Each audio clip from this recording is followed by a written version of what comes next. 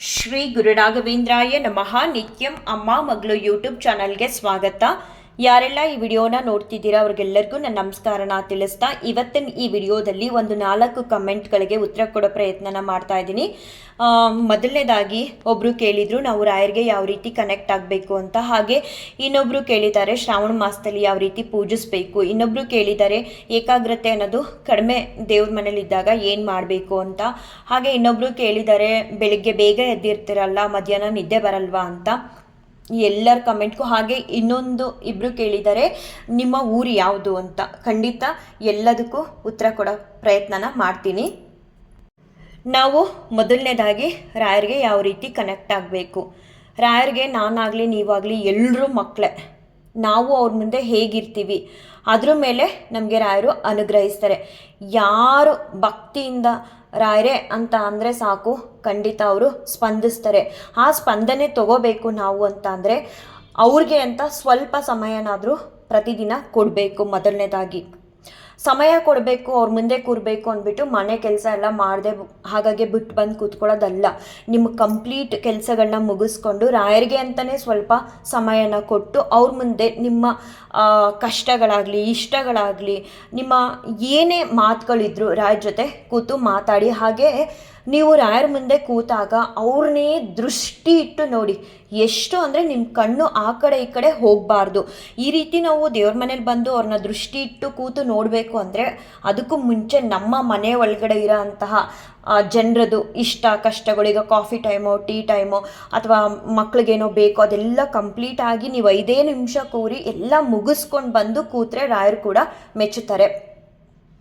ಹಾಗೆ ನಾವು ಬಂದು ಕೂತಾಗ ನಮಗೆ ಎಲ್ಲೋ ಏನೋ ಇನ್ನೂ ಕೆಲಸ ಇದೆ ಮಾಡಬೇಕು ಅನ್ನೋ ಆಲೋಚನೆ ಹೋಗಲ್ಲ. ಇಲ್ಲಿ ಏಕಾಗ್ರತೆ ಅನ್ನೋದು ಬರೋದಕ್ಕೆ ಇದು ಅರ್ಧ ನಮಗೆ ಉಪಯೋಗ ಆಗುತ್ತೆ. ಎಲ್ಲ ಕೆಲಸನೂ ಮುಗಿಸಿ ನಾವು 5 ನಿಮಿಷ ಕೂರೋಣ ಭಗವಂತನ ಮುಂದೆ, ಸ್ಟವ್ ಮೇಲೆ ಅದಿಡೋದು ಅದೆಲ್ಲ ಮುಗಿಸ್ಕೊಂಡು ಬಂದು ನೀವು ಎಷ್ಟೇ ಟೈಮ್ ತೊಗೊಳ್ಳಿ ಪರವಾಗಿಲ್ಲ. 10 ಗಂಟೆಗೆ ಆಗುತ್ತೆ ರಾತ್ರಿ, ನೀವು ಮಲ್ಕೊಳ್ಳೋ ಟೈಮಲ್ಲಿ ಟೈಮ್ ಕೊಡ್ತೀರಾ ರಾಯರಿಗೆ, ಆ ಟೈಮ್ಗೆ ಕಂಪ್ಲೀಟ್ ಎಲ್ಲ ಕೆಲಸ ಮುಗಿಸ್ಬಂದು ಕೂತ್ಕೊಡಿ. ಮತ್ತಿಲ್ಲಿ ಕೂತ್ಮೇಲೆ ಆ ಕೆಲ್ಸಕ್ಕೆ ಹೋಗಬೇಕು ಈ ಕೆಲ್ಸಕ್ಕೆ ಹೋಗಬೇಕು ಅದಲ್ಲಿಟ್ಬಿಟ್ಟಿದ್ದನ್ನು ಯೋಚನೆ ಬರಬಾರ್ದು.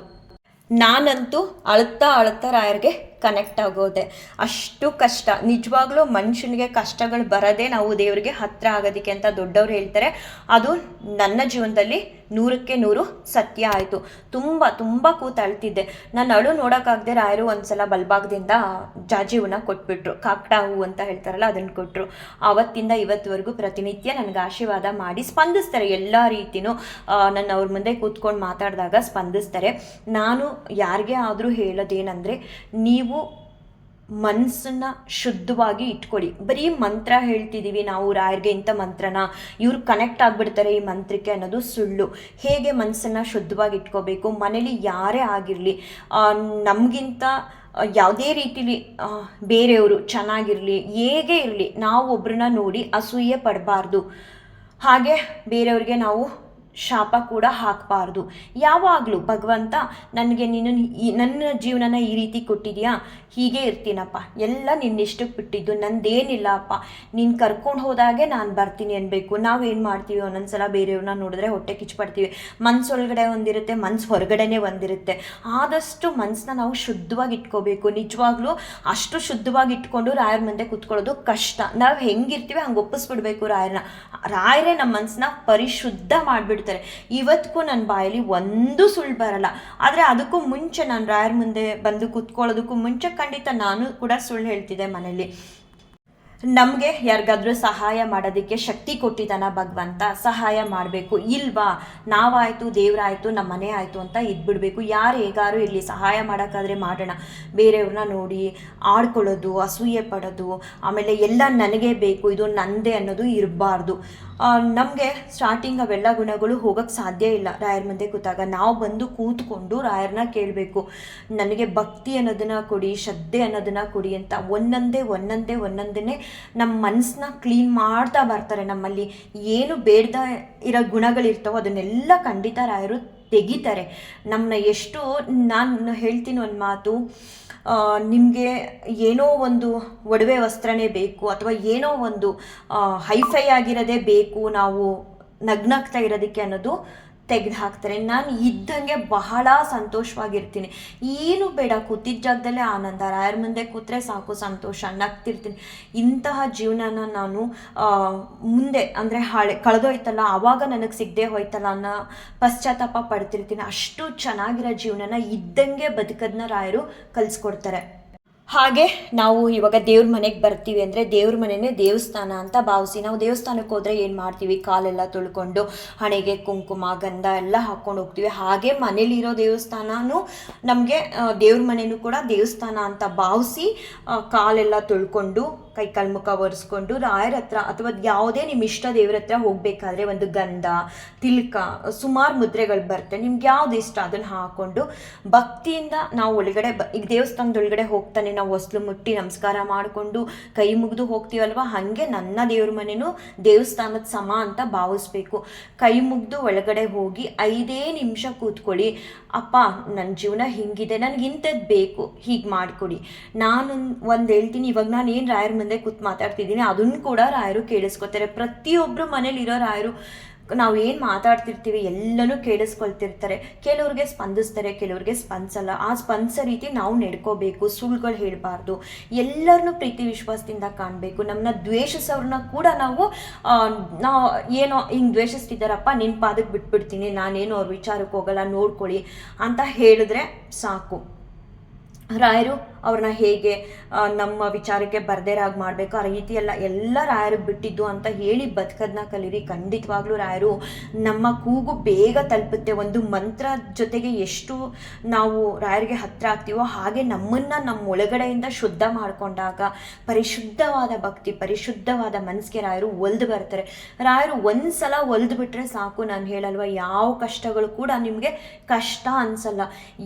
ಏನೇ ಬರಲಿ ರಾಯರು ನಿಮ್ಮ ಜೊತೆ ಬಂದು ಸಹಾಯ ಮಾಡಿ ನಿಮ್ಮನ್ನ ಹೊರಗಡೆ ಕರ್ಕೊಂಡು ಬರ್ತಾರೆ. ಎಂಥ ಪರಿಸ್ಥಿತಿಲಿ ಕೂಡ ರಾಯರು ಕೈ ಬಿಡಲ್ಲ.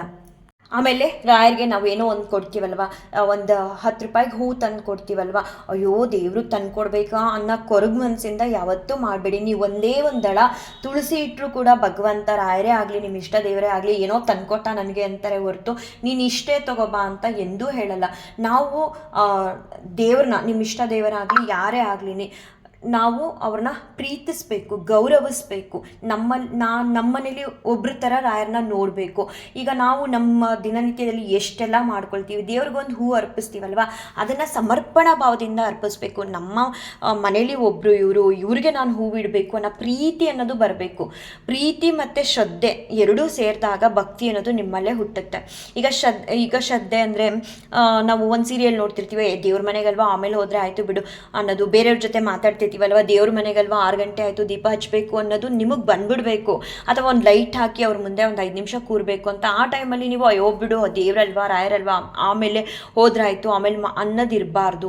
ನಾವು ಯಾವತ್ತೂ ನೆಗ್ಲಿಜೆನ್ಸಿ ಅನ್ನೋದನ್ನ ಮಾಡಬಾರ್ದು. ಒನ್ ಟೈಮ್ ಅಂತ ಇಟ್ಕೊಂಡಿರ್ತೀರಲ್ಲ ಆ ಟೈಮ್ಗೆ ದೇವರು ಕೂಡ ನಮಗೋಸ್ಕರ ಕಾಯ್ತಿರ್ತಾರೆ ಅನ್ನೋ ಭಾವನೆಯಿಂದ ನೀವು ಹೋಗಬೇಕು. ಒಂದೇ ನಿಮಿಷ ಕೂರಿ. ಈಗ ಕೆಲಸಕ್ಕೆಲ್ಲ ಹೋಗ್ತಿರ್ತಾರೆ, ಅವ್ರಿಗೆ 3 ಹೊತ್ತು ದೇವ್ರ ಮುಂದೆ ಕೂರೋದಕ್ಕೆ ಆಗಲ್ಲ. ನೀವು ಕೂತಿದ್ದ ಕಡೆ ಈಗ ನಾಮಜಪ ಮಾಡೋದು, ಅಲ್ಲೇ ರಾಯರನ್ನ ನೆನೀರಿ, ಅಲ್ಲೇ ನಿಮ್ಮ ಮನಸ್ಸಲ್ಲೇ ಮಾತಾಡಿ. ಆ ನಾಮ ಜಪದಲ್ಲೇ ಎಂಥ ಸಂತೋಷ ಎಂಥ ಆನಂದ ಸಿಗುತ್ತೆ ಅಂದರೆ ಮನಸ್ಸಿಗೆ ಅದು ಯಾವುದರಿಂದನೂ ನಾವು ಕೊಂಡ್ಕೊಂಡು ಅನುಭವಿಸೋದಕ್ಕೆ ಆಗಲ್ಲ. ಅಷ್ಟು ಆನಂದ ಅಷ್ಟು ಸಂತೋಷ ಅನ್ನೋದು ನಮಗೆ ರಾಯರು ಕೊಡ್ತಾರೆ. ಹಾಗೆ ನಾವು ದೇವರಿಗೆ ಒಂದು ದೀಪ ಹಚ್ಚಿದ್ರೂ ಕೂಡ ಅದನ್ನ ಸಮರ್ಪಣಾ ಭಾವನೆಯಿಂದ ಅರ್ಪಿಸಿ. ನಾನು ಒಂದೇ ಹೇಳೋದು, ಯಾವುದೇ ವಿಶೇಷ ದಿನ ಬರಲಿ ರಾಯರಿಗೆ ತುಪ್ಪದ ದೀಪ ಹಚ್ಚಿ.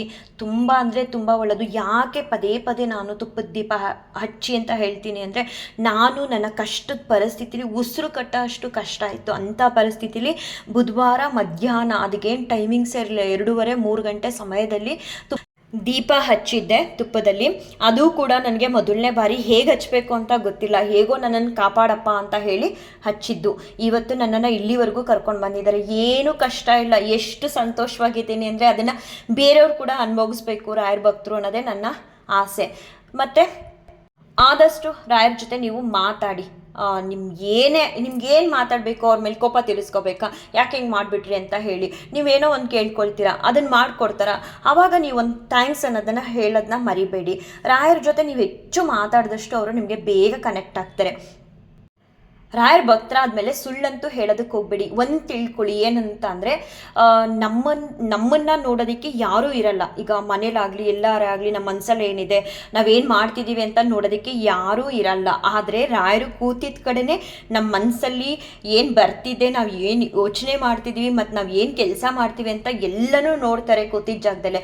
ಹಾಗಾಗಿ ರಾಯರು ನಮ್ಮನ್ನ ನೋಡ್ತಿದ್ದಾರಪ್ಪ, ನಾವು ಸುಳ್ಳು ಹೇಳಬಾರ್ದು, ಒಬ್ರನ್ನ ಬೈಬಾರ್ದು, ಒಬ್ಬರನ್ನ ನೋಡಿ ಹೊಟ್ಟೆ ಕಿಚ್ಚು ಇಟ್ಟಂಗೆ ನಾನಿರ್ತೀನಿ ಅಂತ ಹೇಳಿ ರಾಯರ ಜೊತೆ ನೀವು ಹೆಚ್ಚು ಸಮಯನ ಕಳೀರಿ. ಕೆಲಸ ಮಾಡುವಾಗ ಮನೆ ಕೆಲಸ ಎಲ್ಲ ಬಿಟ್ಟು ಮಾತ್ರ ಯಾರೂ ಕಳಿಯೋದಕ್ಕೆ ಹೋಗ್ಬೇಡಿ. ನೀವೇನೋ ಒಂದು ಕಸ ಗುಡಿಸ್ತೀರಾ, ರಾಯರ್ನ ನಾಮ ಜಪ ಹೇಳಿ. ಎಷ್ಟು ನಿಮಗೆ ಗೊತ್ತಿಲ್ಲ, ನೀವು ನಾಮ ಜಪ ಹೇಳ್ತಾನೆ ರಾಯರ್ಗೆ ಹತ್ರ ಹಾಕ್ತೀರಾ. ಎಷ್ಟೋ ನಿಮ್ಮ ಕಷ್ಟಗಳು ಕರಗಿ ಹೋಗುತ್ತೆ.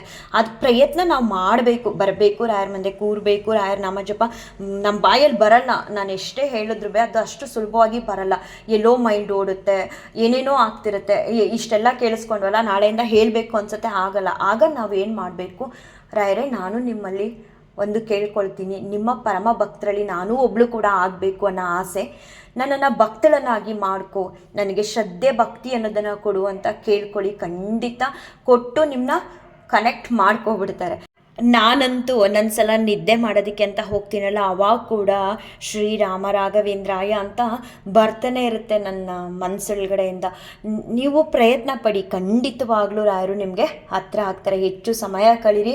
ನಿಮ್ಗೇನು ಹೇಳ್ಕೋಬೇಕು ಅದನ್ನು ರಾಯರ ಮುಂದೆ ಕೂತು ಹೇಳಿ. ನೀವು ಯಾವ ರೂಪದಲ್ಲಿ ನೋಡ್ತೀರಾ, ತಂದೆ ತಾಯಿ ಬಂಧು ಬಳಗ, ನಿಮ್ಮ ಅಕ್ಕನೋ ಅಣ್ಣನೋ ಯಾವ ರೂಪದಲ್ಲಿ ಬೇಕಾದರೂ ನೀವು ಅವ್ರನ್ನ ನೋಡ್ಬೋದು. ಪ್ರೀತಿಸಿ ಗೌರವಿಸಿ, ಸಮಯ ಕೊಡಿ, ಮಾತಾಡಿ.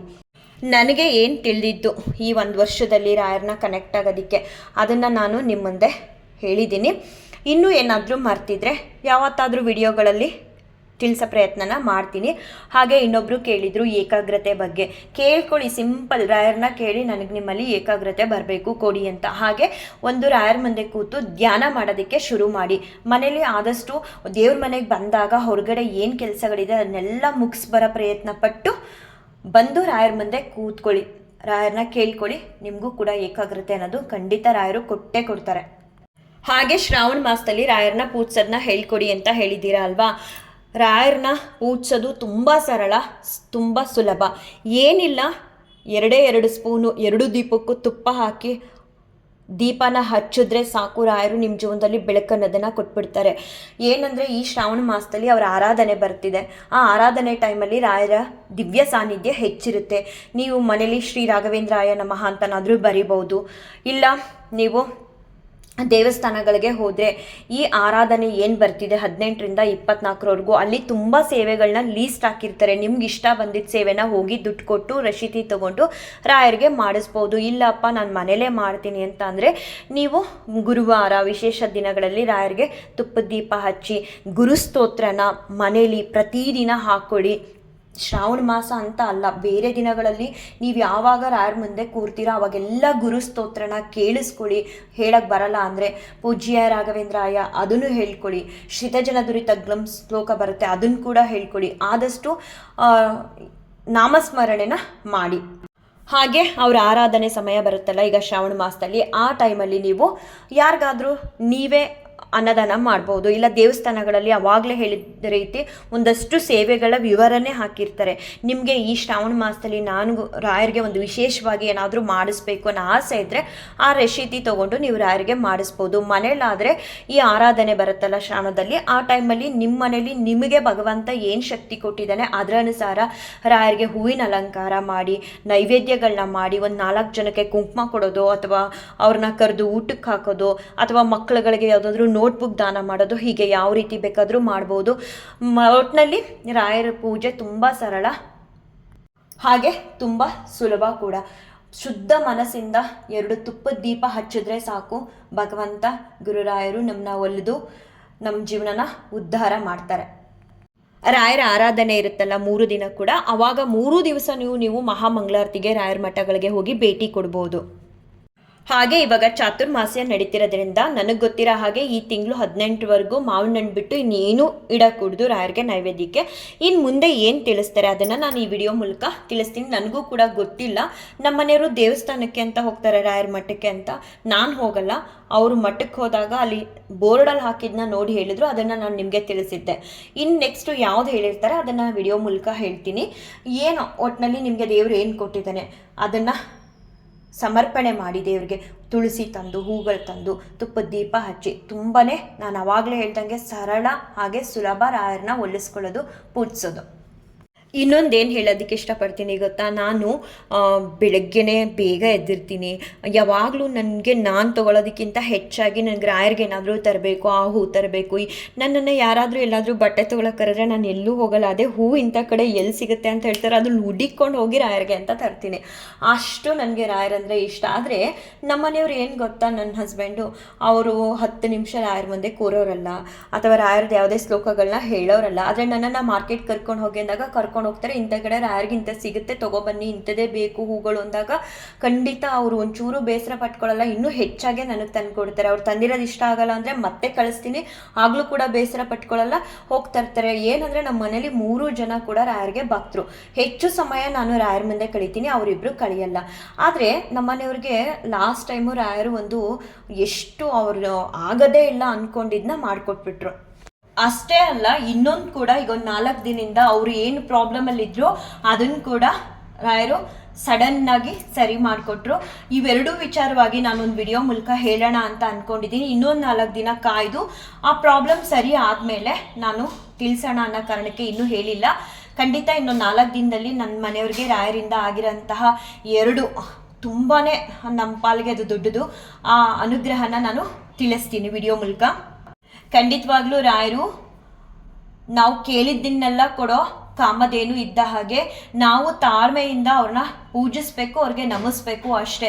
ನಾವು ಕೇಳಿದ್ನ ಅವ್ರಿಗೆ ಗೊತ್ತು ಯಾವ ಸಮಯದಲ್ಲಿ ಕೊಡಬೇಕು ಇವ್ರಿಗೆ ಅಂತ. ಆ ಸಮಯ ಬಂದಾಗ ರಾಯರು ಕೊಟ್ಟೇ ಕೊಡ್ತಾರೆ, ನಮಗೆ ಒಳ್ಳೇದಾದರೆ ಮಾತ್ರ. ಹಾಗೆ ಇನ್ನೊಬ್ರು ಕೂಡ ಕೇಳಿದ್ರು, ನೀವು ಬೆಳಗ್ಗೆನೇ ಎದ್ದಿರ್ತೀರಲ್ಲ, ಮಧ್ಯಾಹ್ನ ನಿದ್ದೆ ಬರಲ್ವ ಅಂತ. ಏನೋ ನನಗೆ ಗೊತ್ತಿಲ್ಲ. ನಾನು ಸೋಮವಾರದಿಂದ ಶನಿವಾರ, ಭಾನುವಾರ ಕೂಡ ಒಂದೊಂದು ದಿನ ಒಂದು 5 ಗಂಟೆ 4:15 ಎದ್ದೇಳ್ತೀನಿ, ಒಂದು ಅರ್ಧ ಗಂಟೆ ಲೇಟಾಗಿ ಹೇಳ್ತೀನಿ. ಇನ್ನು ಎಲ್ಲ ದಿನಗಳಲ್ಲೂ 4 ಗಂಟೆಗೆ ಎಚ್ಚರ ಆಗುತ್ತೆ. 4 ಗಂಟೆಗೆ ಎದ್ದು ರಾಯರಿಗೆ ಪೂಜೆ ಮಾಡ್ತೀನಿ. ಮತ್ತು ಬುಧವಾರ ಮತ್ತು ಗುರುವಾರ ಬಂದರೆ ನಿಜ ಹೇಳ್ತೀನಿ, ಇರೋದಿಷ್ಟು ಅಗಲ ದೇವ್ರ ಮನೆ. ಇಲ್ಲಿ ನನಗೆ ಅಷ್ಟು ಅವರು ಏನು ಕೆಲಸ ಹಿಡಿಯುತ್ತೆ ಅಂತ ಗೊತ್ತಿಲ್ಲ. ತುಂಬ ಅಂದರೆ ತುಂಬ ಬೇಗ ಎದ್ದು ರಾಯರನ್ನ ಇಟ್ಟಿರೋಂಥ ಗಂಧ ಎಲ್ಲ ಒರೆಸಿ, ಗೆಜ್ಜೋಸ್ತ್ರ ತೆಗ್ದು, ರೋಸ್ ವಾಟರ್ ಹಾಕಿ ಒರೆಸಿ, ನೆಲ ಎಲ್ಲ ಒರೆಸಿ, ಹಿಂದೆ ಟೈಲ್ಸ್ ಇದೆಯಲ್ಲ ಅದನ್ನೆಲ್ಲ ಒರೆಸಿ, ಮತ್ತೆ ರಾಯರಿಗೆ ಹೊಸದಾಗಿ ಗಂಧ ಗೆಜ್ಜೋಸ್ತ್ರ ಎಲ್ಲ ಹಾಕಿ ಎಲ್ಲ ದೇವ್ರುಗಳನ್ನ ರೆಡಿ ಮಾಡೋದಕ್ಕೆ ಅಯ್ಯೋ ತುಂಬ ಹೊತ್ತಿಡಿಯುತ್ತೆ. ಅದೇ ರೀತಿ ನನಗೆ ಗುರುವಾರ ಕೂಡ ತುಂಬ ಅಂದರೆ ತುಂಬ ಬೇಗನೆ ಎಚ್ಚರ ಮಾಡಿಸ್ತಾರೆ. ಎಲ್ಲೂ ಕೂಡ ನನಗೆ ಆಯಾಸ ಅನ್ನೋದು ಇದುವರೆಗೂ ಆಗಲ್ಲ. ಮತ್ತು ಉಪವಾಸ ಕೂಡ ಇರ್ತೀನಿ. ನಿನ್ನೆ ಸ್ವಲ್ಪ ಮುಖದಲ್ಲಿ ಆಯಾಸ ಅನ್ನೋದು ಕಾಣಿಸ್ತಿತ್ತು, ಯಾಕಂದರೆ ಏಕಾದಶಿ ನಿರ್ಜಲವಾಗಿ ಮಾಡಿದ್ದೆ, ಜೊತೆಗೆ ಗುರುವಾರ ಉಪವಾಸ ಇದ್ನಲ್ಲ. ಹಾಗಾಗಿ ಏನೋ ಭಗವಂತ ಕೊಟ್ಟಿರೋ ಶಕ್ತಿ ನಾನು ಮಾಡ್ತಾ ಇದ್ದೀನಿ. ಅಷ್ಟೇ ಅಲ್ಲ, ನನಗೆ ಇದುವರೆಗೂ ಎಲ್ಲೂ ಕೂಡ ನನಗೆ ಮುಖದಲ್ಲಿ ಒಂದು ಕಪ್ಪು ಕಣ್ಣು ಹತ್ರ ಕಪ್ಪು ಸರ್ಕಲ್ ಬರೋದಾಗ್ಲಿ ಏನೂ ಆಗಲ್ಲ, ಏನೂ ಆಗೂ ಇಲ್ಲ ನನಗೆ. ಇದೆಲ್ಲ ರಾಯರು ಕೊಡ್ತಿರೋ ಶಕ್ತಿ ಅಂತ ಭಾವಿಸ್ಬೇಕೋ ಏನೋ ನನಗೆ ಗೊತ್ತಿಲ್ಲ. ಒಟ್ಟಿನಲ್ಲಿ ರಾಯರು ಏನು ಸೇವೆ ಮಾಡಿಸ್ತಾರೆ ಅದ್ರ ಪ್ರಕಾರ ನಾನು ಮಾಡ್ತೀನಿ. ಮೋಸ್ಟ್ಲಿ ರಾಯರು ಮುಂಚೆನೇ ನಿಶ್ಚಯ ಮಾಡಿರ್ತಾರೆ ಅನ್ಸುತ್ತೆ, ಇಂಥವ್ರ ಹತ್ರ ಇಷ್ಟು ಸೇವೆ ಮಾಡಿಸ್ಬೇಕು ಅಂತ. ಆ ಕಾರಣಕ್ಕೆ ನನ್ನ ಕೈಲಿ ಏನೋ ಭಗವಂತ ಸೇವೆ ಮಾಡಿಸ್ತಿದ್ದಾರೆ. ನಾನು ಅಷ್ಟೇ ಬಹಳ ಭಕ್ತಿ ಶ್ರದ್ಧೆಯಿಂದ ಬಹಳ ಪ್ರೀತಿಯಿಂದ ಮಾಡ್ತೀನಿ. ಯಾವತ್ತೂ ಕೂಡ ಇಷ್ಟು ಬೇಗ ಹೇಳ್ಬೇಕಾ, ಇದನ್ನು ಮಾಡ್ಬೇಕಂತ ಇದುವರೆಗೂ ಕೂಡ ನನ್ನ ಮನಸ್ಸಲ್ಲಿ ಬರಲ್ಲ. ಇನ್ನೂ ಬಹಳ ಖುಷಿಯಿಂದ ನಾನು ಅವ್ರು ಹೇಳ್ಸೋ ಟೈಮ್ಗೆ ನನಗೆ ಯಾವ ಟೈಮ್ಗೆ ಎಚ್ಚರ ಆಗುತ್ತೆ ಆ ಟೈಮ್ಗೆ ಎದ್ದು ಸೇವೆ ಮಾಡ್ತೀನಿ ರಾಯರ್ದು. ಹಾಗೆ ಇನ್ನೊಬ್ರು ಕೇಳಿದ್ರು, ಒಂದಿಬ್ರು ಕೇಳಿದ್ರು, ನಿಮ್ಮೂರು ಯಾವುದು ಅಂತ. ನನಗೆ ಒಂದಲ್ಲ, ನನ್ನ ಊರುಗಳು ನೆನ್ಪು ಮಾಡಿಕೊಂಡ್ರೆ ಇಷ್ಟು ಊರುಗಳ ಋಣ ನನ್ನ ಮೇಲಿದೆಯಾ ಅಂತ ಅನಿಸುತ್ತೆ. ಆದರೂ ಹೇಳ್ತೀನಿ, ನನ್ನ ಗಂಡ ಗೌರ್ಮೆಂಟ್ ಹೈಸ್ಕೂಲ್ ಟೀಚರ್ ಆಗಿರೋದ್ರಿಂದ ನಾವು ಯಾವಾಗ ಒಂದು 13 ವರ್ಷದಿಂದ ಒಂದೇ ಊರಲ್ಲಿದ್ದು. ಮೂಲ ಹೇಳಬೇಕಂತ ಅಂದರೆ ನಾವು ಮೈಸೂರಿನವರು. ಈ ವಿಡಿಯೋಲಿ ಇಷ್ಟೆಲ್ಲ ಮಾತಾಡಿ ಲಾಸ್ಟಲ್ಲಿ ನನಗೊಂದೇ ಒಂದು ಹೇಳಬೇಕು, ಪ್ರತಿಯೊಬ್ಬರು ಯಾರೆಲ್ಲ ಈ ವಿಡಿಯೋ ನೋಡ್ತೀರಾ ಅವ್ರಿಗೆ, ನೀವು ಯಾವುದೇ ಸಮಸ್ಯೆಲಿರಿ, ನೀವು ಎಂಥದ್ದೇ ಪರಿಸ್ಥಿತಿಲಿರಿ, ನೀವು ಪ್ರತಿಯೊಂದನ್ನು ರಾಯರ ಹತ್ರ ಹೇಳ್ಕೊಳ್ಳಿ. ನಿಮ್ಮ ಕಷ್ಟ, ನಿಮ್ಮ ಸುಖ, ನಿಮ್ಗೆ ಇಷ್ಟ ಅಥವಾ ನಿಮ್ಗೆ ಏನು ಅನಿಸುತ್ತೆ ಪ್ರತಿಯೊಂದನ್ನು ನೀವು ಒಬ್ಬ ಮನುಷ್ಯನ ನಂಬೋದಕ್ಕಿಂತ ರಾಯರನ್ನ ನಂಬಿ ರಾಯರ ಮುಂದೆ ಎಲ್ಲನೂ ತಿಳಿಸ್ತಾ ಬನ್ನಿ. ರಾಯರ ಜೊತೆ ಎಲ್ಲನೂ ಕೂತು ಮಾತಾಡಿ. ರಾಯರು ನಿಮಗೆ ಖಂಡಿತವಾಗ್ಲೂ ದಾರಿ ತೋರಿಸ್ತಾರೆ. ನನ್ನ ಜೀವನದಲ್ಲಿ ಆಗಿರೋಂಥ ಈ ಅನುಭವಗಳು ನಿಜವಾಗ್ಲೂ ನಾನು ಹಗಲು ರಾತ್ರಿ ಎಲ್ಲ ಎಷ್ಟು ಸೇವೆ ಮಾಡಿದ್ರೂ ಸಾಲದು. ರಾಯರು ನನಗೆ ಮಾಡ್ತಿರೋಂತಹ ಅನುಗ್ರಹಗಳನ್ನ ನೆನ್ಪು ಮಾಡಿಕೊಂಡ್ರೆ ಅಷ್ಟು ಒಳ್ಳೆಯವರು ರಾಯರು. ಯಾವತ್ತೂ ನೀವು ನಂಬಿ ನನಗೆ ನೀನೇ ಎಲ್ಲ ಅಪ್ಪ, ನನಗೆ ದಾರಿ ತೋರಿಸು ಅಂತ ಅವ್ರ ಮುಂದೆ ಕೂತ್ರೆ ಸಾಕು. ಪಾಪ ಅವ್ರ ಮಕ್ಳ ಥರ ಮೊಡ್ಲಲ್ಲಿ ಇಟ್ಕೊಂಡು ಪ್ರತಿಯೊಬ್ಬರನ್ನು ಕಾಪಾಡ್ತಾರೆ. ನನ್ನನ್ನು ಇನ್ನೊಬ್ರನ್ನ ಅಂತಲ್ಲ, ಎಲ್ಲರೂ ಅವ್ರ ಭಕ್ತರೆಲ್ಲ ಅವ್ರ ಮಕ್ಕಳೇ. ನಿಜವಾಗ್ಲೂ ನಂಬಿ ಅವ್ರನ್ನ ಕೈ ಮುಗಿರಿ ಸಾಕು. ನಿಮ್ಗೆ ಹಿಂಗೆಲ್ಲ ತಂದು ಮಾಡಬೇಕು ಅನ್ನೋದೇನಿಲ್ಲ, ನಂಬಿಸಿದ್ರೆ ಸಾಕು. ಅವರು ನಿಮ್ಮ ಜೀವನನ ಉದ್ಧಾರ ಮಾಡೋದಂತೂ ಸತ್ಯ. ರಾಯರು ಎಲ್ಲರನ್ನೂ ಕಾಪಾಡಲಿ. ನನ್ನ ಈ ವಿಡಿಯೋ ಎಲ್ಲರಿಗೂ ಇಷ್ಟ ಆಗುತ್ತೇನೋ ಅಂತ ಅಂದ್ಕೊಂಡಿದ್ದೀನಿ. ರಾಯರ ಬಗ್ಗೆ ನನಗೇನು ತಿಳಿದಿತ್ತು ಅದನ್ನು ಸಾಕಷ್ಟು ಮಟ್ಟಿಗೆ ತಿಳಿಸೋ ಪ್ರಯತ್ನ ಮಾಡಿದ್ದೀನಿ. ಎಲ್ಲರನ್ನೂ ಕಾಪಾಡಲಿ, ಎಲ್ಲರಿಗೂ ಒಳ್ಳೇದು ಮಾಡಲಿ ಅವ್ರ ಭಕ್ತರಿಗೆಲ್ಲ ಅಂತ ಹೇಳ್ತಾ ಈ ವಿಡಿಯೋನ ಏನು ಮಾಡ್ತೀನಿ. ಶ್ರೀಕೃಷ್ಣಾರ್ಪಣಮಸ್ತು, ಶ್ರೀಕೃಷ್ಣಾರ್ಪಣಮಸ್ತು, ಶ್ರೀಕೃಷ್ಣಾರ್ಪಣಮಸ್ತು.